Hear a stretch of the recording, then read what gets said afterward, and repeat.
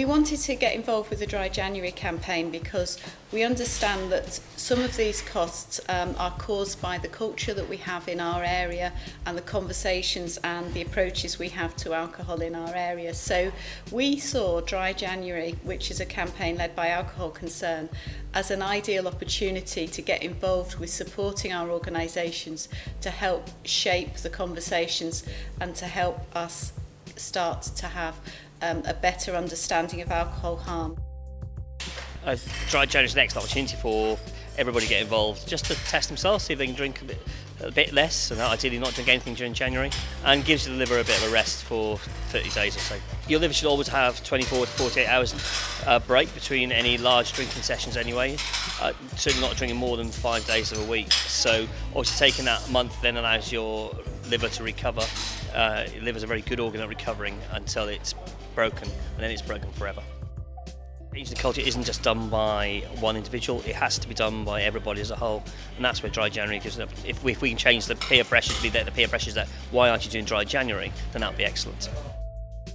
We know that in the northwest coast we have a big problem with alcohol. It causes a lot of harms to people's well-being, and it also costs a lot of money to the economy in terms of the costs to the NHS and the admissions and attendances at the NHS due to alcohol-related problems. So we thought that the campaign was an ideal opportunity for us to get involved to help reduce alcohol harms in terms of attendances and admissions to the NHS. It was an opportunity to start changing the way we talk about alcohol. I think there's a very convincing case that, one, it gives people a time to reflect on what their drinking does to them and what their drinking habits are like, but also it's just a general sort of health tune-up, I think. So most people can benefit from it.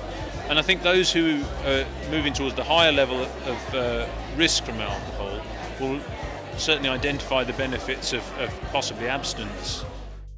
I think personally anything that gets people to think a little bit about a challenge to themselves about whether they can do it a little bit, because a lot of people might say the sort of lines about, well, I could if I wanted to, and there's a bit of a, well, go on then, have a go at it, see whether you can. I think also as well, you shouldn't underestimate the sort of positive benefits of maybe not consuming alcohol in the way that we normally do. And because maybe people don't give themselves a chance to do that ever, they never get to feel how much better they might feel if they didn't drink alcohol. So I think that's an important aspect as well. So as it stands, we are going to be supporting the campaign nationally. From a digital perspective, we're supporting the campaign, and also personally I'll be hoping to get as many of my PHE Northwest colleagues signed up as well. I recommend it to others, and I particularly recommend it to people working in public health, because I think we should really sometimes experience what we're expecting other people to be doing, and for nothing else then it gives us an understanding of what they've got to contend with and how we can help them make the changes in their life that we're asking them to make.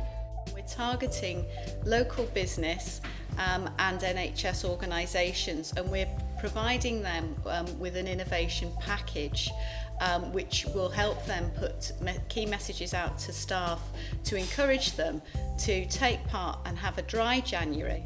So we've got a range of innovative tools around this. So one of them is the app, which is a fun way to look at your drinking habits, and it's been developed for us by Red Ninja.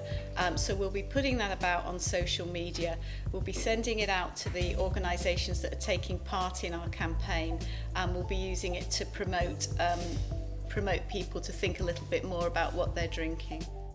What we wanted to try and do was move away from people having to fill in forms, ask about units and ask about how much did they drink this week, and really that clinical aspect that people find quite boring, and think about more how can we engage with people in a more fun way, and actually take people through a set of questions that they actually want to finish. I think it's great. I think it's a really good way to maybe break the ice when you're meeting someone for the first time.